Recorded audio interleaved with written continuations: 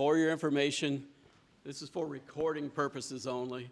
You're not going to hear me better or worse if I put it near my mouth or not. I'll try to speak clearly, and I know all of our speakers will. We've got good acoustics in here. Welcome. Thanks for coming. I want to thank especially our guests today who have come. Adam Singer from the class of 96, Adnan Jabel, and Michal Greenfield for taking the time to come and speak with us today about the peace movement in Israel and Palestine. In a minute, I'm going to turn things over to Adam, who's going to introduce our other two speakers. So just so everybody understands what we're doing here today. Adnan and Michal are peace activists. They're not political scientists or historians or other analysts of conflict, but they're here to tell their story of how they got involved in the peace movement, in the relationship between Israel and Palestine, how they came to know each other, what they think about what's happening, how things have changed even in the last 3 and 4 months as a result of the new conflict there.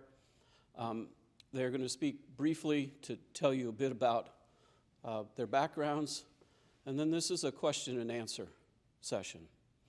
I'll field the questions, and they'll try to answer what you ask. But again, remember, we're talking about the peace movement in the region and how they interpret the reality that they have to work with as they try to promote peace here. Okay? So that's our expectations. And we're really, really grateful for their being here. And we're really especially grateful to Adam Singer from the class of 96, who's made this possible. Adam is the founder and president of Ability Growth Partners, which is a growth agency serving startups and small businesses in the U.S. and Israel with marketing and sales solutions. Adam graduated Kenyon College in 1996 with a political science major and a biology minor. He took my class in 1994, in the autumn of 1994. I looked it up today. I won't tell you what grade he got. I wonder if he remembers. It was respectable. At any rate, after Kenyon, Adam spent 12 years studying and teaching Talmud and other Jewish biblical texts in Israel and America. From 2004 to 2010, he was part of a group of young rabbinic scholars in residence at the congregation B'nai B'rith Jacob, an Orthodox Jewish congregation in Savannah, Georgia.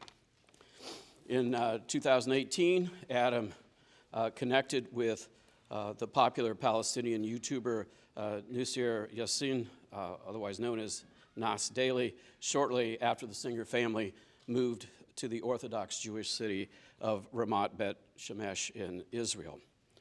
Nasir introduced him to Adnan, who recommended Adam as a mentor for Tech to Peace, which is a non-profit peace initiative sponsored by Google, Microsoft, USAID, WeWork, and others.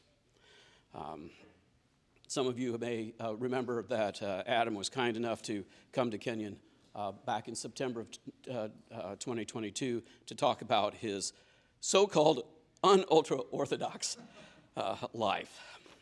At any rate, Adam lives in Ramat Bet Shemesh together with his wife Inbal and sons ages 14, 12, and 12. Well, there's a handful. Maybe less now than they were 6 years ago, but at any rate, it's wonderful to have him here and to have Adnan and Michal. And so I'll turn things over to Adam for a minute. Thank you so much, Professor Klesner. It is weird to be talking on a microphone that has no amplification, but it is helpful. when I think back of the time when I graduated, wait a minute, I have to say thank you first, Professor Baumann and Professor Klesner, for enabling this to happen, as well as the education that I received 25 years ago.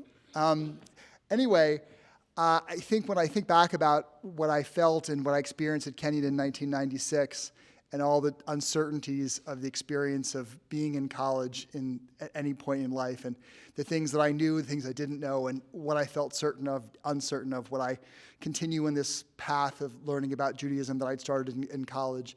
Would I get a job someplace, get married, have kids, whatever it might be? But if there was one thing I knew for certain, it was that I would never come back to Canaan in January. But be that as it may, I guess things turn out differently than you expect. I got to know Adnan and Michal more recently, but Adnan, as Professor Klesner said a few years ago, and it's been my tremendous privilege to enter into the world that Adnan has brought me into, both in getting to know Michal and also into the peace activist programs that we've been involved in. As it's no secret, it's been quite a 108 days, most recently, in that whole process, and as I've seen it unfold both in the thuds and booms that I've heard around my house, and as I watch what happens in the college campuses and this discussion here, I felt like it was important to be able to bring something here where you can have an opportunity to talk to people who are actually experiencing this firsthand, how it looks to them, what their thoughts are. Again, we don't represent anybody except for ourselves. And we're here to share our perspectives, which are firsthand perspectives, whether it's Adnan's time in Jenin, or Michal's experiences in Tel Aviv, or my experiences in Beit Shemesh. The opportunity is to hear a person's perspective and experiences and how they brought that to a search for trying to how to make things better. So my hope is that we will make things better tonight by the group that's here and what we'll have influence. And with that, I'll hand it over to Michal and Adnan, and thank you so much for being here. It's such a pleasure to have you.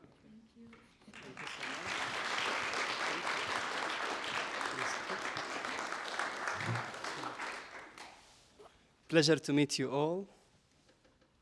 Hi, Michal. Thank you, Adam.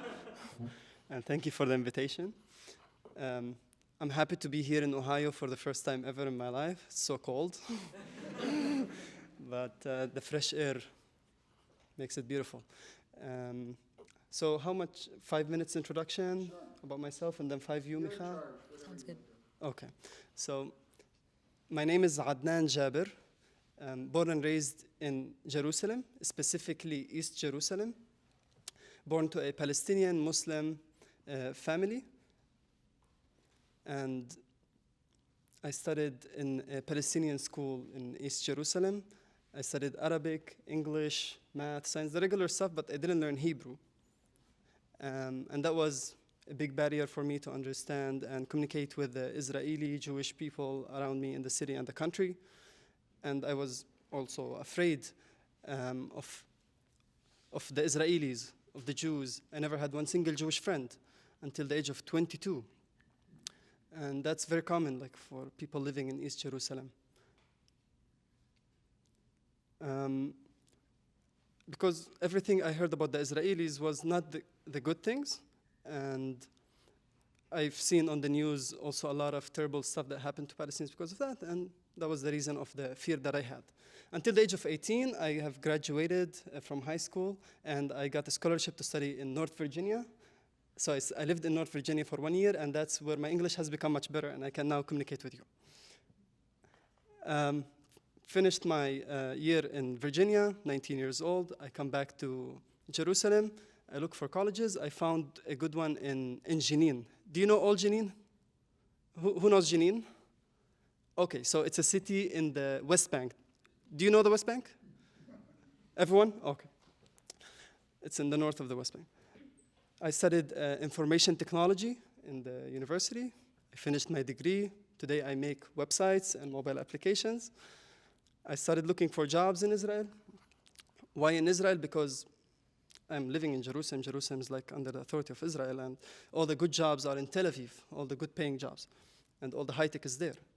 And every time I go to the interview, I fail because of lack of experience and because of every time I meet that person to interview me. He had a kippah. I was stressed. He was stressed. It didn't succeed. And then I heard about the program that is called Tech to Peace, brings Palestinians and Israelis to learn tech together and dialogue with each other. It was interesting. I needed that program if I wanted to work, but I was really afraid of joining a peace program. For a Palestinian, this could be considered normalization, sitting with enemies, being a traitor. I understood why, but I needed to live. I needed to work and to have a decent job and living. So I went to the program for the tech, and then I stayed for the peace. In the program, every day for 3 hours, we were learning something in technology. It was a 2-week-long seminar, and every day for 3 hours, we were doing dialogue. Palestinians and Israelis, we were sharing our narratives and hearing the others' narratives, and for the first time ever, I hear the others' narratives, not from the news, or it was from them, first person. And I realized it's not just black or white. There are good people on both sides. There are bad people on both sides. And I made my first Jewish friend.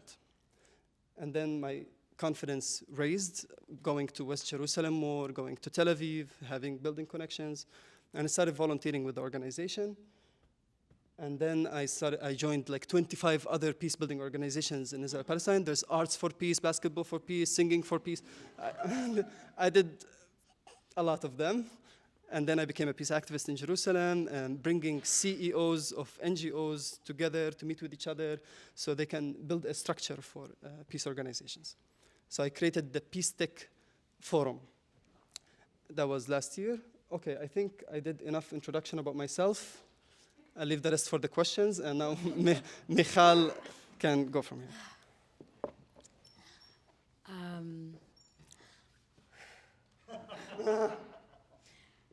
Thank you so much for having us. It is very humbling to be able to share this theater and stage with my partner and with all of you.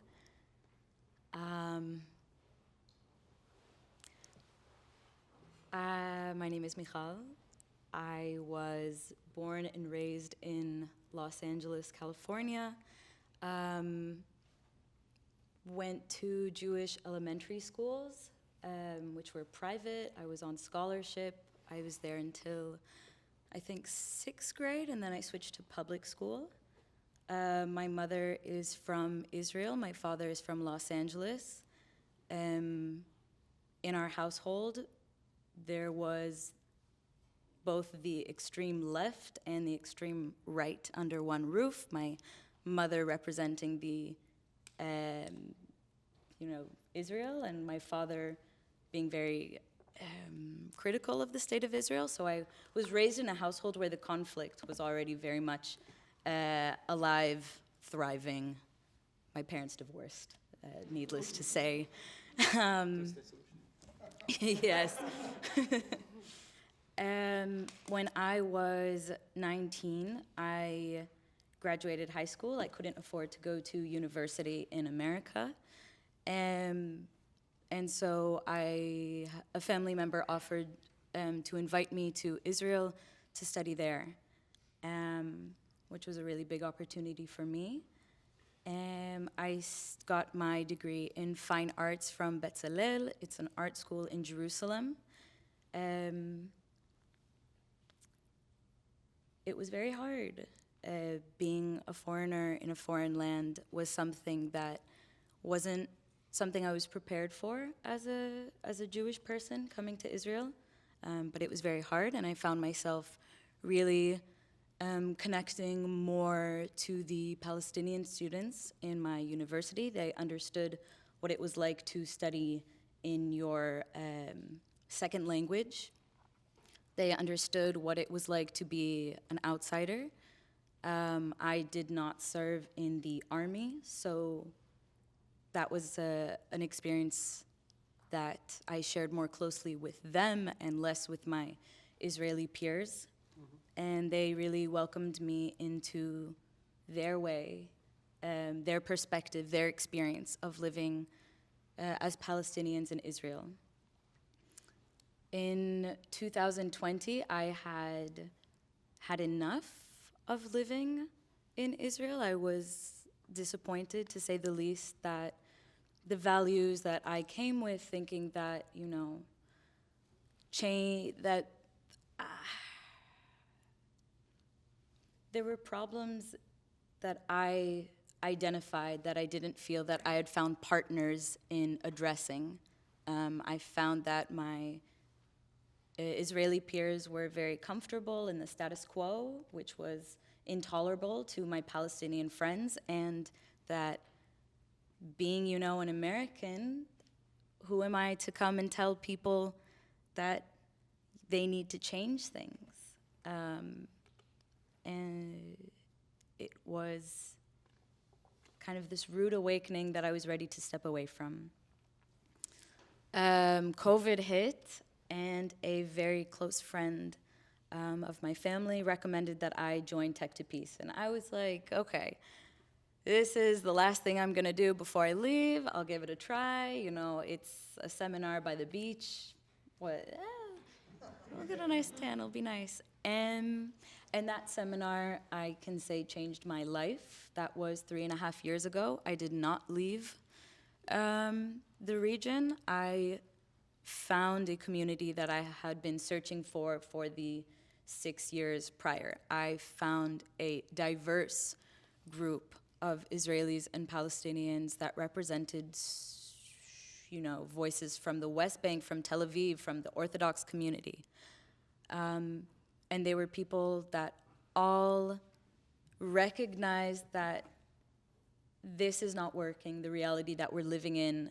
We want to be an active part in changing that. We want to be an active part in an alternative future. And that was incredibly inspiring to me, and that kept me there, that kept me part of Tech to Peace. From then, I started volunteering as the community coordinator, helping build and facilitate the growth of our alumni community from 200 people to almost 600 now, creating a framework that not only kept us connected to the organization, but also to each other, empowering the friendships that we made to really grow. This is where, are we gonna tell them that we're together? Later. Later. I'll leave that open then. Anyway, but this is where I met Adnan, and I met really a community that gave me hope. And it's thanks to this community that I sit here with Adnan and that I sit here with you today. It is not easy to be here and face, you know, the context of what brings us into this discussion. My heart is possibly going to explode. But it feels really important, and I'm really thankful for all of you for taking the time to sit here with us. Yeah, thank you.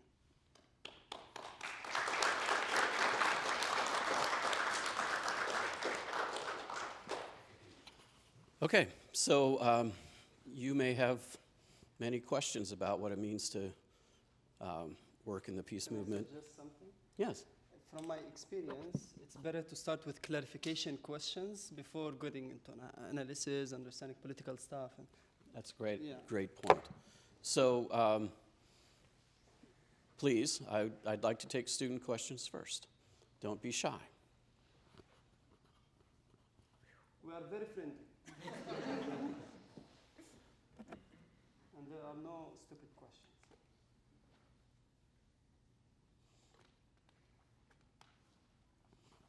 Cooper. You want to pass the mic up to?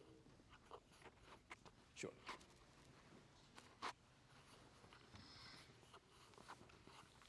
Thank you both so much for being here tonight. Could you elaborate a bit more on some of the specific things Tech to Peace has been doing over the last several years and how you two have experienced that?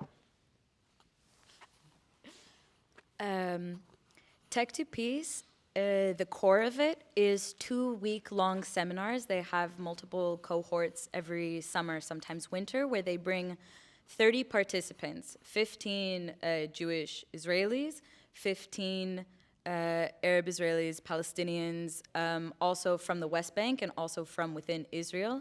And they undergo a rigorous program that is split between learning entrepreneurship skills, high-tech courses. They teach Python, artificial intelligence, cybersecurity. I was an instructor for video. At risk of this getting too general too quickly, I'd just like to know what it's like in the West Bank living there, and I know the news has been focusing, rightly so, on Gaza Strip and that area, and we haven't heard so much about what's going on in the West Bank. So I'd wonder, like, what life is like there over time and now. So for those who don't know, West Bank is governed today by the Palestinian Authority, and it's under occupation. And people live and work in the West Bank, and they also almost 500,000 Palestinians cross border to go work in Israel as well on a daily basis. Nowadays, after the 7th of October, the West Bank is closed. All the permits were canceled to cross through the West Bank to work in Israel, and the situation is deteriorating these days. Yeah, I lived 4 years in Jenin in the West Bank. It was an interesting period. I love the people that I met there. It's not as diverse as in Jerusalem or as in Tel Aviv. You'll find only same mostly Palestinian Muslim community.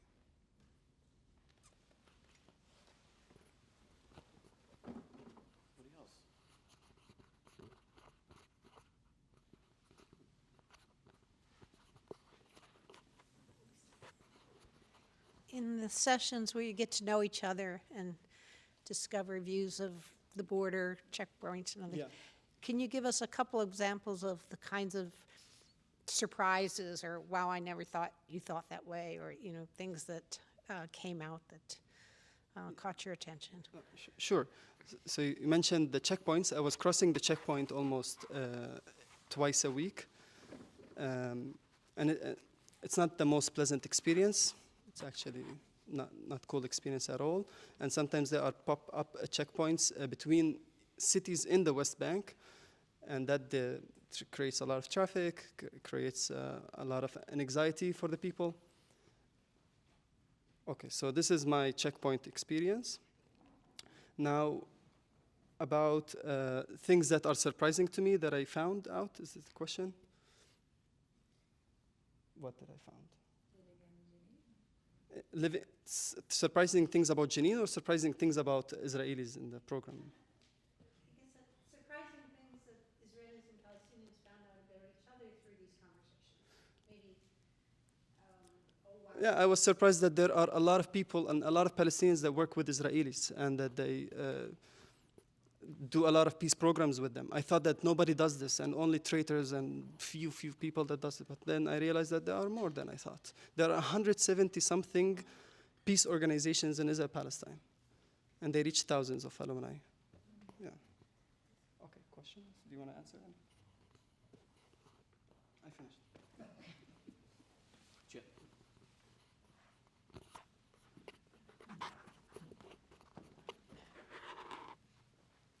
Hi, thank you all for coming. In preparation for this, I tried to learn a little bit more about tech to peace before I got here. And if I can be mistaken on this, but Tech to Peace in part, I understand, came together because they are opposed to BDS. And my question is this, 25,000 dead, every hospital in northern Gaza gone, most of the masjids gone. They just destroyed the University of Gaza.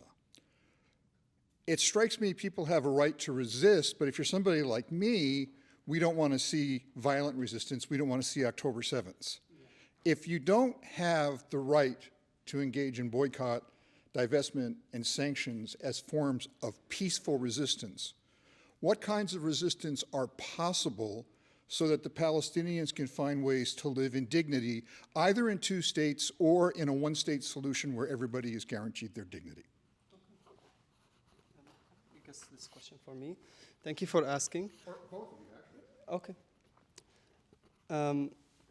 I think for Palestinians to have the right to boycott or not boycott, I think that should be a right. Whether you want to buy this thing or you don't want to buy this thing, that should be a right. But I can tell you my perspective about the BDS. Well, I understand the importance of resistance and making, NVC, nonviolent resistance is important, and we need it. But I look at the efficiency and effectiveness of the BDS, especially for the Palestinians living in the area, and for people living in Jerusalem, and the Palestinian Israelis living in Israel. I mean, if I boycott Israel and the Jews and Israelis, then I'll never have a job, most likely. And if Israel's Palestinian economy they use the shekel, the currency, which is the same like the Israel economy. So if you're boycotting Israel, you're literally boycotting Palestinians' economy. And it's going worse because of these things. Now, and there are radical people in Israel that need to be boycotted. But at the same time, there are good people in Israel that I don't think they should be boycotted. In fact, they are working on peace building and trying to get the Palestinians their, freedom. So it's really complicated and hard to do it. I'm not against it, but just be very careful of who you're choosing and which company you're choosing to boycott. This is my opinion and my advice. Do you want to say anything?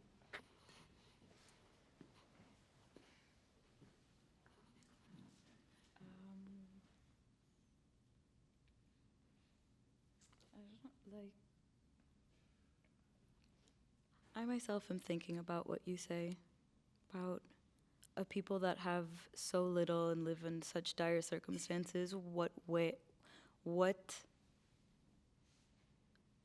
methods are available to them to resist? And like Adnan said, because the Israeli and Palestinian economy are already so linked at this point, when in the past they weren't so much. As much, like I'm thinking of when Beit Sahur was boycotting Israeli products, that really had an effect. Now it's not really possible.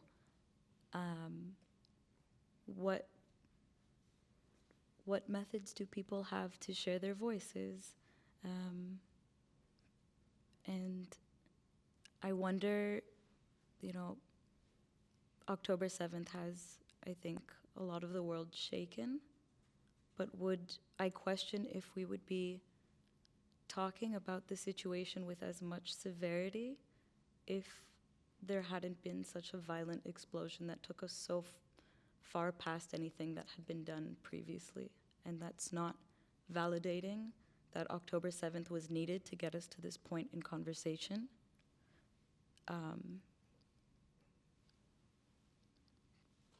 But the situation there was so tragic for so many years. I'm not a military strategist. I don't live in Gaza. I don't know what other options are available. I just know that the war that is happening now can't be happening in vain. It has to lead to something better than where we are now. Inshallah.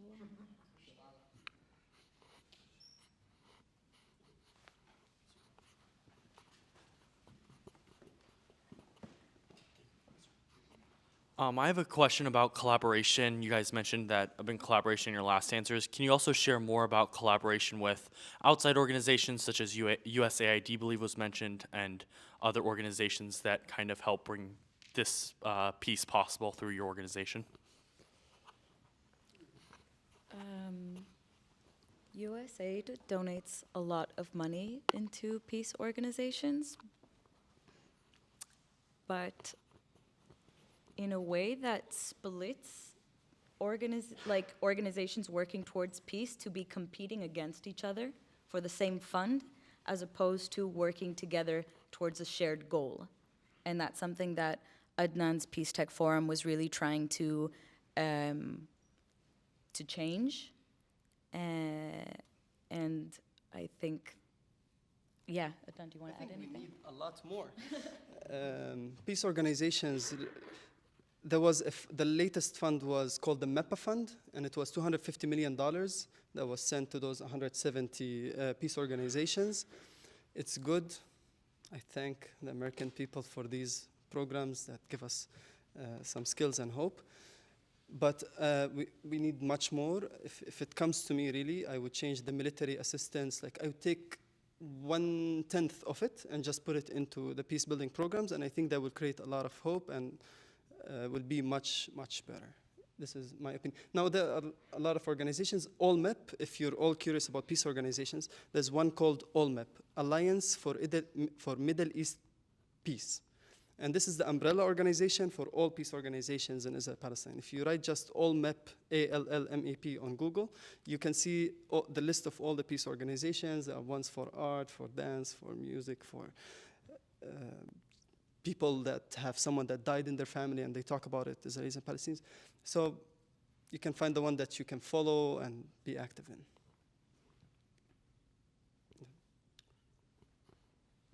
Other students?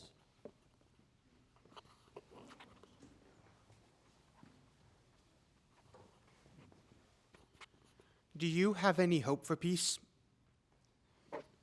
Yes, working on it. If I don't have hope, then I would work in another sector. I agree with Adnan. There is no other option but to maintain hope. That being said, it's incredibly challenging to hold on right now, especially when so much of the public discourse is focused on the suffering and the destruction and this kind of like regurgitative trauma of repeating videos and testimonials and stories and facts that keep everybody feeling very angry, keep us wanting more of this war, I think, as opposed to thinking of what next, you know? Where is this leading? What are we hoping for? What does the future look like? What does it need to look like? How are we going to take care of the people who are displaced? How are we going to take care of rebuilding hope? And I think part of why we're here is because we also want to validate that need for hope within ourselves. Every war in the world finished. I mean, in the past, there are wars that started recently, they didn't finish. Everything starts again. Others? So, of course, dialogue is a very important stepping stone toward peace, but can you tell us more about what other steps you believe should be taken towards peace, whether policy-wise or the way that we should be talking about or taking action in regards to what is happening, whether within Israel, Palestine, or abroad, like America? So I think first and foremost is to, again, hold on to hope and try to really challenge ourselves to holding space for two people's sufferings, as opposed to getting sucked into this really, seductive type of argument that is who is hurting more, who is right, who started it, who is to blame. I think is something that each person in your own can act with agency for changing those kinds of conversations. Because there is only one way forward, and that has to have recognition of both sides right now. I'm not going to take it. Okay. There are many ways. First, I would again say the importance of the peace building programs, that we need more funding to it. It's the thing that really builds something and improved some of that. I'm sure there are political ways. I'm not the best political analyst here in the room, like the professor mentioned.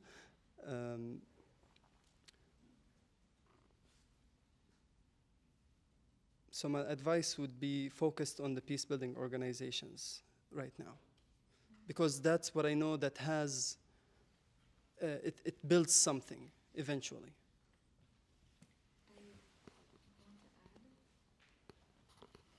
that also a lot of the funding that comes from abroad, I think, allows for this war to continue and to cycle and to change shape and to change form, as opposed to actually reaching a solution.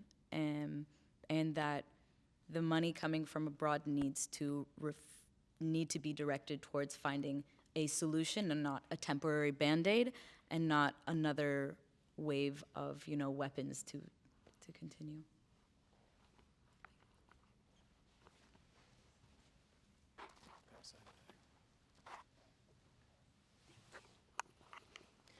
You mentioned like the alumni network that you've created from Tech to Peace, and I was wondering like how alumni connections have been since October 7th. Good question. It was challenged, just like in Tech to Peace and many other peace organizations. A lot of people backed off, stopped talking to each other, or some WhatsApp groups became really on fire. I can tell you what's approach Tech to Peace followed during those times to keep their alumni engaged and active. On the 8th of October, we had a Zoom meeting in the morning. We split people into smaller groups, and we asked them to share what they heard, what was the news, what's the resource they got from, and how did that make them feel. And just doing that, a lot of people felt and shared with and felt connected from the beginning, before the news starts to take them to their biases. And we kept doing that every 2 days. Every 2 days we're having a dialogue about the recent events, and that really helped the community to stay connected because they're talking with each other constantly. The ones that didn't join the program, those Zoom meetings were more silent. We didn't hear them. They started to slowly disappear. Some organizations actually closed, unfortunately. But thankfully, Tech to Peace has done a very good job, and now we're telling people how to run like those dialogue programs to keep the community. Something that Tech to Peace does really well is actually, I don't want to say censoring, but stopping certain debates on WhatsApp, which is where our groups communicate through. We learned from previous wars that when people are angry and hurting, you get forwarded a video, you see something that you're not sure that people know about, and so you share it. And that only would incite more arguments, more pain, more hurt. Dialogue does not go well when it's through a text message. And so by really making sure that our space for conversation was held through Zoom or in person, that helped keep conversation constructive, as well as I saw that when people did meet up, specifically in Jerusalem, I saw instances of Palestinians from the east side feeling very scared to cross over to the west side, and there was a real effort from the community members to recognize that fear and to show up to either escort people to locations or to find areas that were more comfortable and accessible to everybody.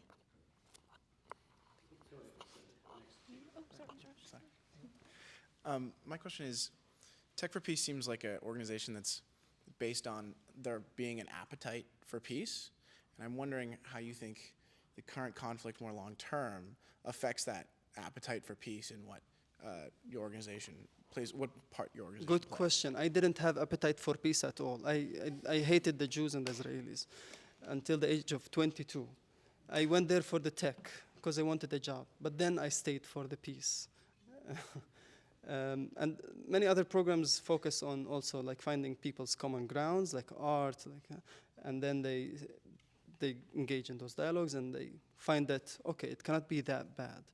And they make rooms for conversations that are safe, and you can ask questions without being shouted at, like so many other, like publicly could happen, or in big institutions. Yeah. It's not the only way. There should be other ways also, but this one has proved its efficiency, in my opinion. I was wondering if you could talk about the range of the impact outside of the couple thousand people into the millions of others who are not interested or I guess are not seeking the program directly, and how this extends back to the families of the participants and of the alumni and the communities themselves. Well, I think that every person has their circle of impact. And so when we take a participant and essentially send them back into their communities, they have people, they spread their impact. Yeah. They become ambassadors for Tech to Peace. And we have circles of friends that all have come through one friend who then they tell their friend and their friend tells their friend and they come. I know that within my own family, I'm able to have much more challenging but important conversations with my family about through my experience in talking to others. I hope that answered your question. I want to continue on it. There are a lot of peace programs that are uninational, that are only operated in Palestine for the Palestinians, and because within the Palestinian voice, there's a lot of division too. And within the Israeli voice, Israel had 5 elections in 2 years, and Palestine didn't have elections for 16 years. So there are a lot of voices out there, and there are a lot of different things. So part of building peace, people need to have unity in their voice. So when there's at some point negotiations between Israel and Palestine, the Palestinians have one voice to negotiate with, and the Israelis have one voice to negotiate with. So that's also part of the process. There are a lot of organizations that are uninational. The lady there, yeah. Thank you. Thank you again for coming. We all appreciate your presence and your travel and the embracing the Ohio snow and cold. I was wondering, in a similar vein, you've both talked about how, well, some people have used the word appetite for peace a little bit. You've talked about stigmas about being viewed as a traitor. You've talked about people just being satisfied with the status quo. I find it is the Tech to Peace seems something very based in the job market and getting people through jobs and employment.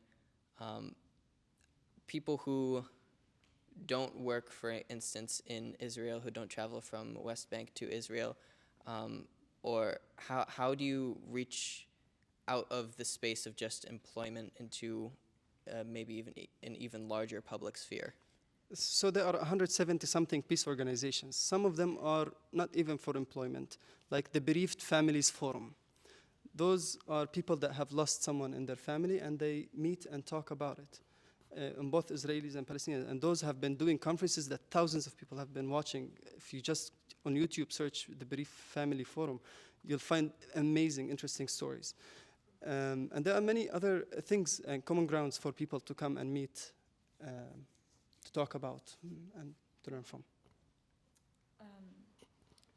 Combatants for Peace as well has a yearly shared memorial service in which instead of, like isolating Israelis and Palestinians into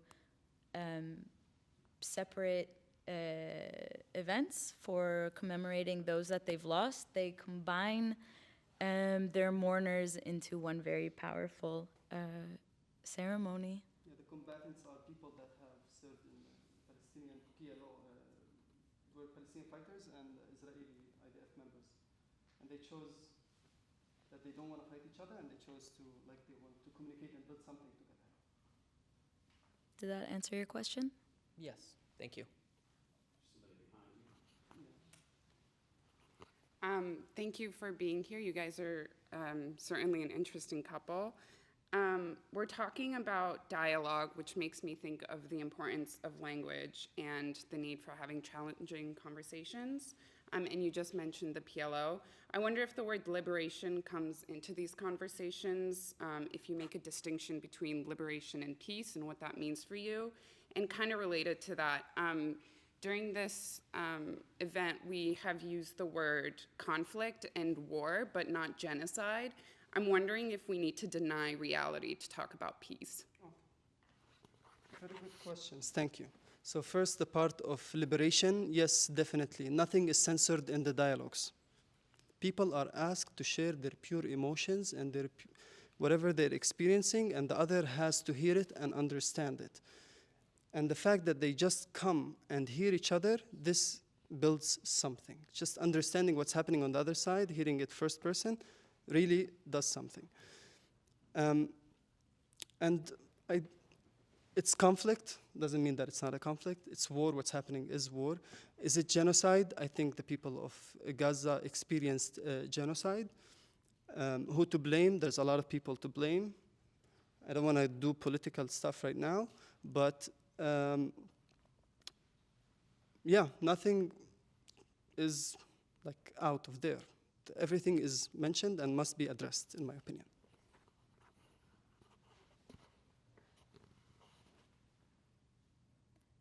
I think that ignoring any experience will only hinder us from moving forward.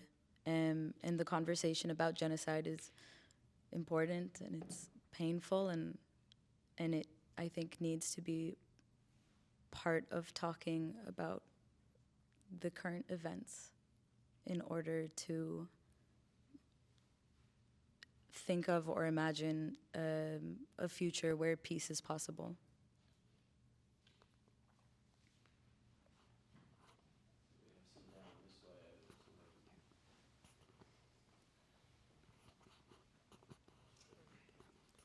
Hey, so you two came to this organization, if I'm correct, under very different circumstances. Adnan, you talked about it as a pragmatic career decision, and Mikhail as a more fulfilling your values. I don't actually remember your story exactly, but I'm curious in the ways that the circumstances under which you both came to this org plays into those dialogues, the discussion over time, and the ways in which it's a necessity maybe for one and not the other, takes away, adds to, or just changes the dialogue that happens. I'm not sure I understood the question. Yeah, can you repeat the question? Yeah, I'm just curious how those circumstances of finding the organization play into that seminar and those first weeks and those discussions, and how that kind of your feelings and thoughts on that over time, as for some groups of people, the Palestinians specifically, it might be more of a pragmatic, necessary career decision versus the Israeli participants. If I understood you right, it's kind of reflecting on how each people kind of have a different motivator for coming into Tech to Peace and how that influence. Okay. Yeah, and you two, I feel like, have described different motivators. I think the motivating factor is just, the first step to get people into the program, which is essentially the hardest part. Just getting people to show up and sit in a room with Palestinians or Israelis is not easy. It's also not really available. There's no other place in society in Israeli or Palestinian society, I think, where you can share like a classroom or speak so frankly and openly about your experience. And so the motivating factor is secondary to the work of the seminar itself.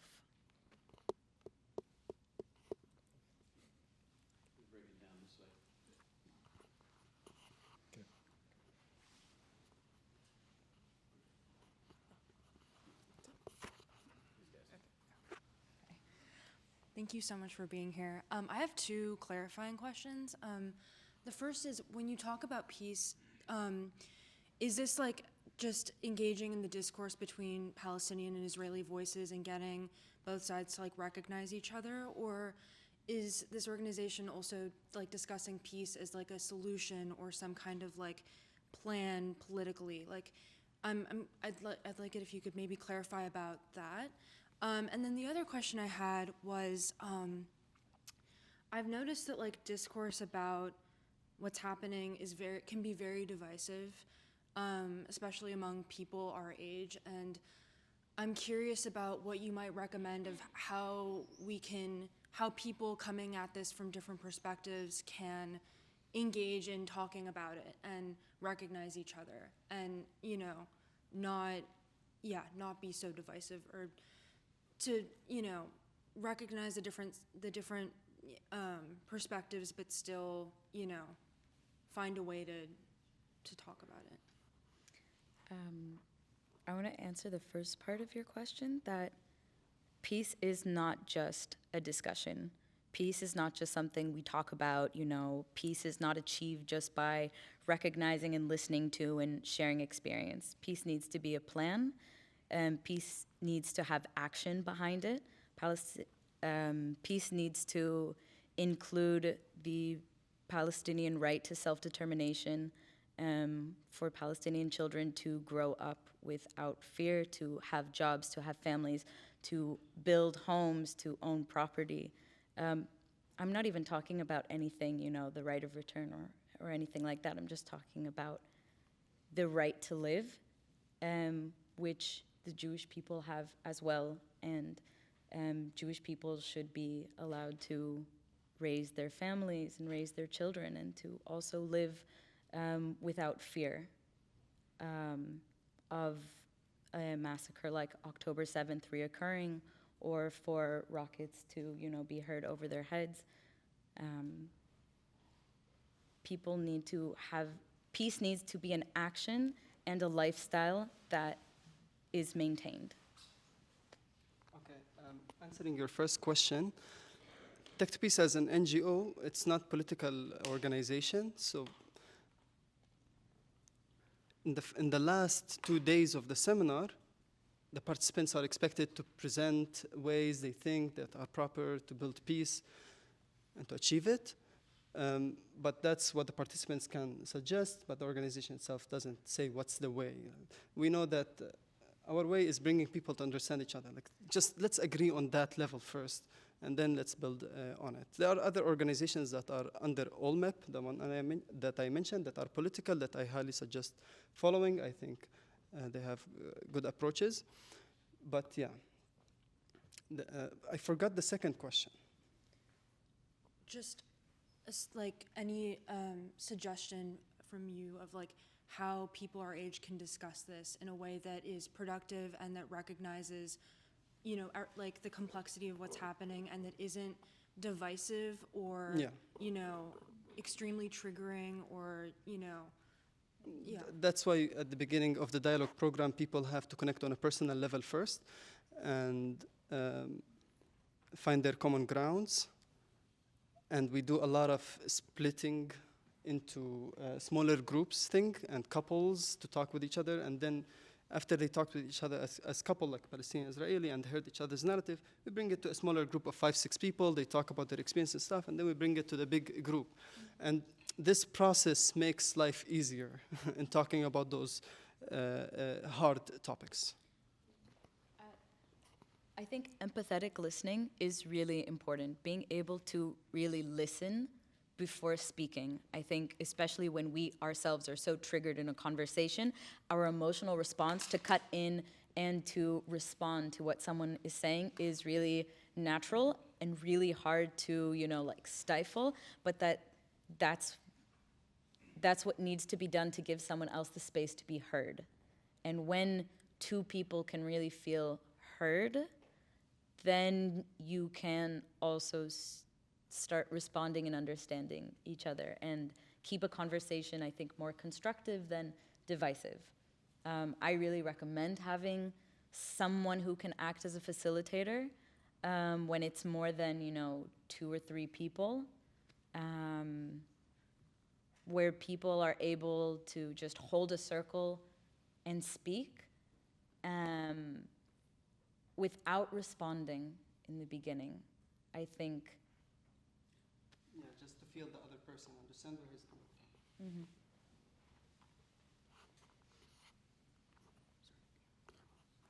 from.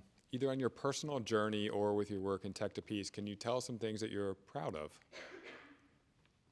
Things that we are proud of in general? What are we proud of? I'm proud for failing a startup.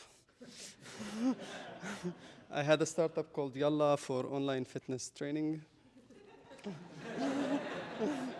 And yeah, I closed the startup a few months ago, and I don't think it was a bad experience. It was deeply learning experience.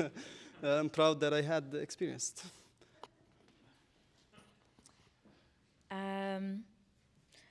I'm really proud of the community that I was able to cultivate around me.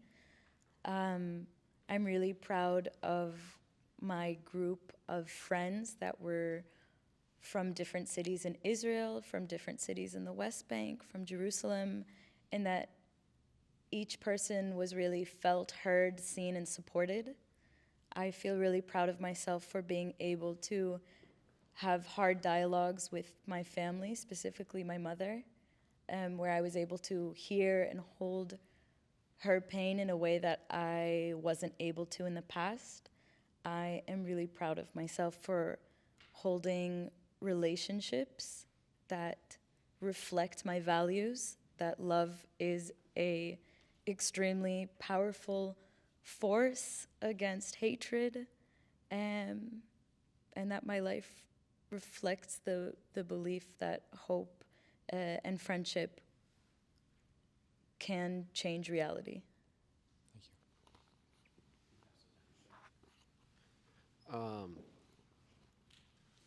Thank you for coming.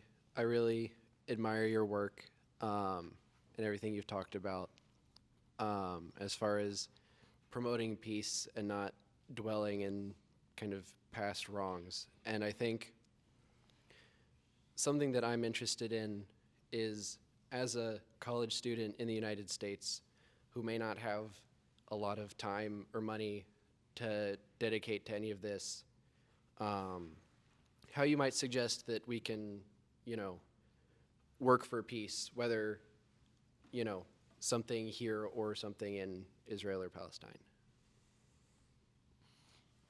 Stay away from the social media posts. I am not kidding. That is extremely detrimental to your mental health, to the ability to hope, to the ability to listen. Stay away from the social media and try to have as many empathetic, open conversations as you can with people who hold different opinions than you, and do those conversations face to face.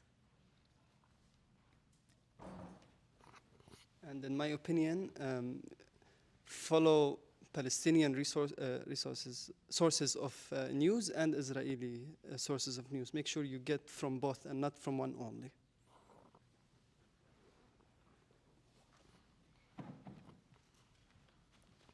And tell the government to increase the MEPA fund. Very important. Sorry. Yes. I guess something, I feel like especially in the past few months, social media has been so important, and we talk about dialogue and we talk about wanting to hear different opinions about how we come to peace, and for people who have not ever known peace, and there are thousands of children who have lost one or both limbs, and all this infrastructure is destroyed, and media has been targeted by soldiers. Like, if we're talking about having a dialogue that's honest and includes voices that do not have the privilege to be part of these peace programs or initiatives, social media has been so important to hearing how people in Gaza especially have been feeling in the past few months and even like years. So how I know that, like, of course social media is not the best way to have those dialogues, but in a time when we need to be hearing those voices and holding space for people who have no other way of reaching people all the way in the US or across the whole entire world. Like, I feel like it is very important, especially right now, to have access to those voices and to spread that as far as we can.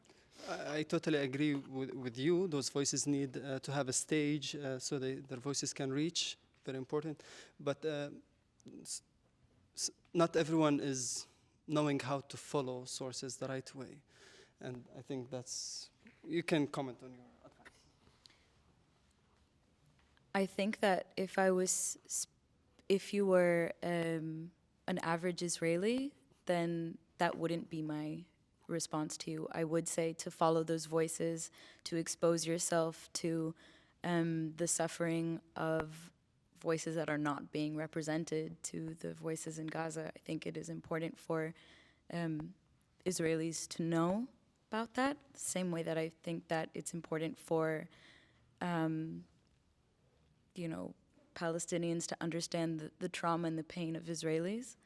But we're a audience of Americans, and I think that getting sucked into social media and to, doom scrolling and listening and exposing ourselves to these voices is important, but it cannot cripple us from having real conversations. And I think that overexposing ourselves to these stories essentially can limit our ability to talk and listen, if that makes sense.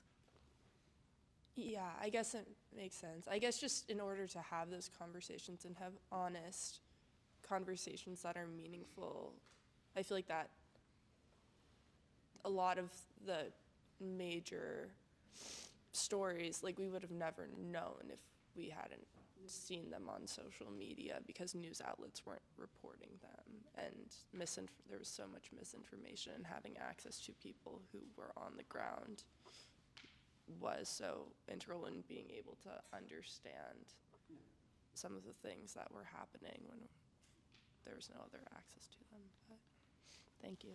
Thank you.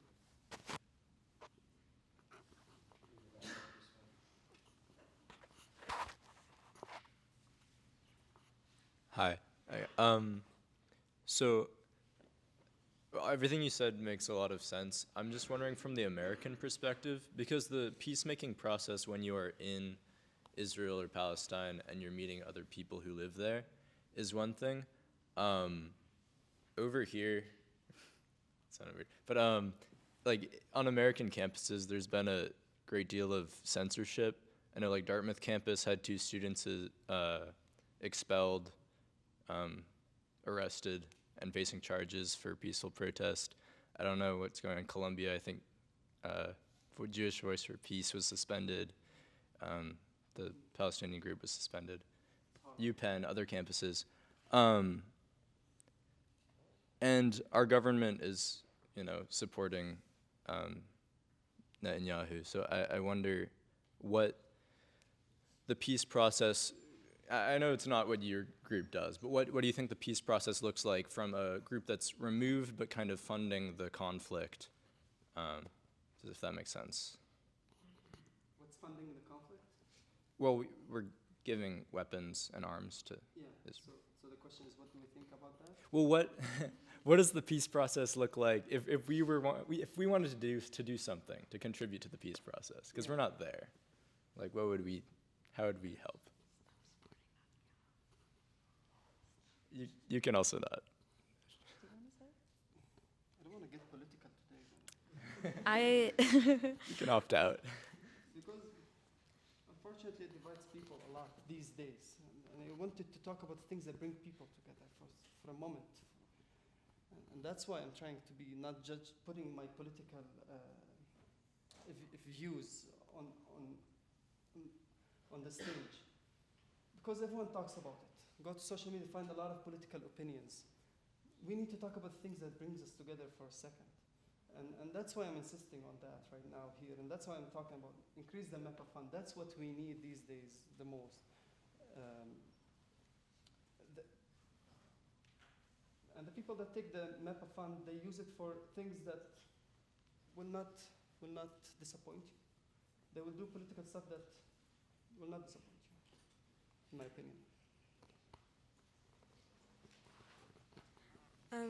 What do you guys find the role of religion is into the conflict? Because we haven't really talked about that.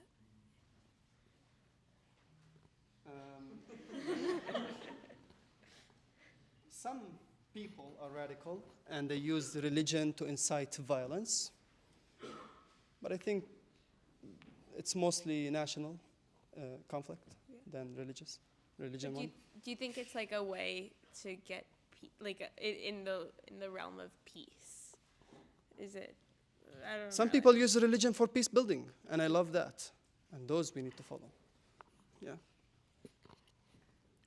I am extremely inspired by the interfaith movements for peace because I think that they really use the essence of religion to come together, as opposed to what I think is very false representations of religion that are used to divide and conquer.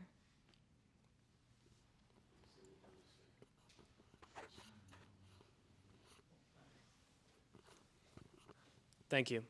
Thank you both. It's been an extremely distressing time for everyone. And it's extremely important for us to pay attention to everything that's happening, especially because it distresses us. But it also means that it can be very hard to stay animated. It can be very hard to stay energized throughout everything. And one of the ways I do that is through just writing.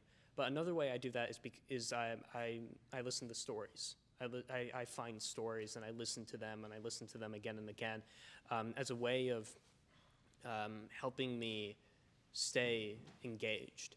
And I was wondering what stories keep you two engaged? What stories keep you two invested? I love that question. I think it reminds us to connect to the humans of this war and not the headlines. I love following the WhatsApp conversations of my friends that are back in Israel and Palestine. Seeing that people are still talking and still meeting gives me a lot of hope. I think one of the things that I've suffered from by disconnecting from social media is also missing, she's not sitting here anymore, but from missing the voices of people. I found that it was too hard to navigate the social media for finding individual stories, but I like to see that people are getting married, that people are still going on dates, that people are still going to protests and making creative posters. I like to see that people are still screening movies and documentaries and cooking food for their friends.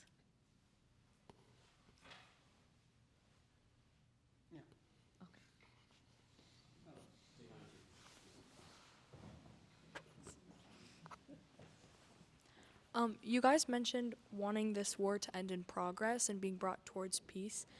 Do you, as peace activists, have an idea of what that looks like? What that looks like? What the progress of this war would bring?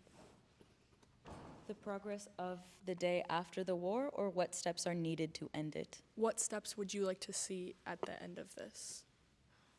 Do you want to take this one?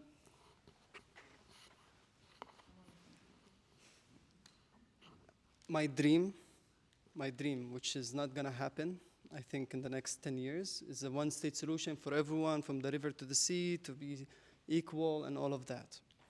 I know it's not pragmatic right now, and people are not ready for it.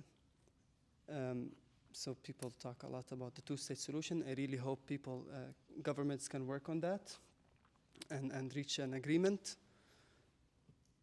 I think what helps to reach that is understanding each other, having one voice for the Palestinians, one voice for the Israelis. This, what I call it, uninational dialogues is very important to reach that level these days. I think that, like Adnan said, to really understand both people and what they need in order to give a solution for it. I think by destroying Hamas, you are not going to improve the lives of the people in Gaza that need medicine, that need infrastructure, that need, again, right to self-determination. I think that the people of Israel need more than just to erase Hamas in order to feel safe. And I think that there needs to be a more constructive way of hearing these voices, hearing these needs, in order to address them, fulfill them, so that people are understood, heard, represented, and then can be taken care of.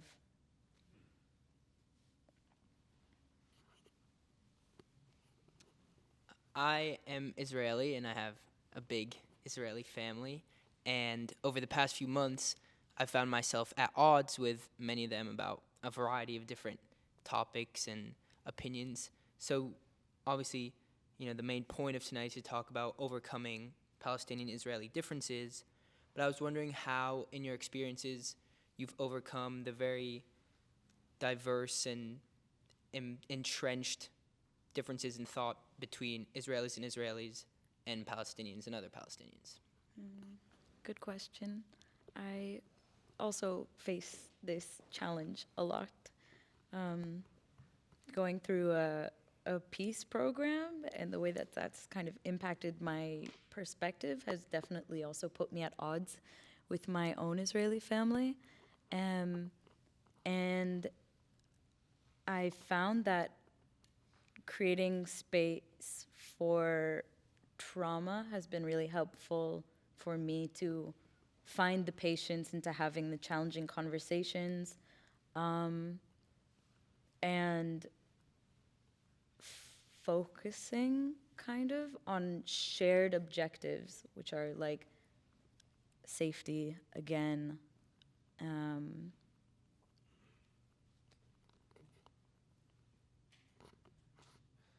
that the question also for me? It was for either. I think I would say the same thing. So, yeah, we're probably coming to the end. If there's anybody who hasn't asked a question who wants to, please make sure you raise your hands and, well, someone else is asking his. Last opportunity. I'm by discipline a materialist. That is, I investigate the material world. I'm not much of a person to speak of souls and spirits. But if I could, I would give both of you my whole heart, because I imagine it must be very hard for you to come here and try to hold the space you have. So I just want to say in my own way how much I appreciate the effort that you're putting out. You spoke some of hope. You spoke some of the difficulty. Adnan, you spoke of hope, that you have a hope for peace. And Michal, you spoke of the difficulty of reiterating trauma.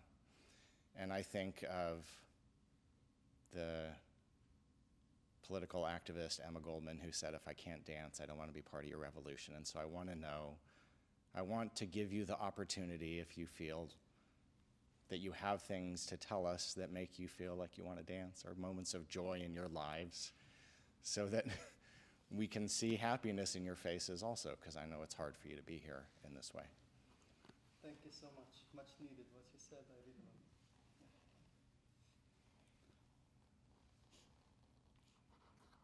It's not easy. A lot of people want to divide us. A lot of people don't want our voice to be heard, and they want other voices to be heard. And a lot of peace organizations close during those times, and it's really hard to do the work. So I salute all the people that work in that field. They're really doing hard stuff. They're getting criticism from everywhere for the work they're doing, but their work is essential, is important. It's the only thing that can build on it. You want to say something? Yeah. There's a book that I really like that's called Joyful Militancy, and there's a album that I really like that's called Joy as an Act of Revolution. And so I recognize what you say right now, that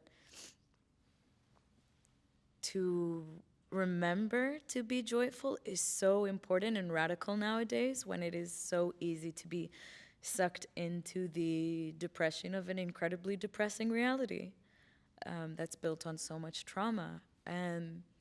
Sharing meals with people and cooking for those that I love is a way that I... And inviting the other to join you in those meals, this joy can be a great ally, building a lot of allies. Yeah, I think a wise man that we sat with today said that food is what can bring cultures together, or something probably a bit more eloquent than that, but. Yeah, going to the victimhood Olympics doesn't help. For the Israelis and for the Palestinians. It didn't help in the past, it's not helping now. It's important to address the problems, the suffering, and build protection, but it's more important to build something that will solve the problems. So thank you so much for your questions. We received a lot of questions. I understand there was a lot of interest. Thank you so much.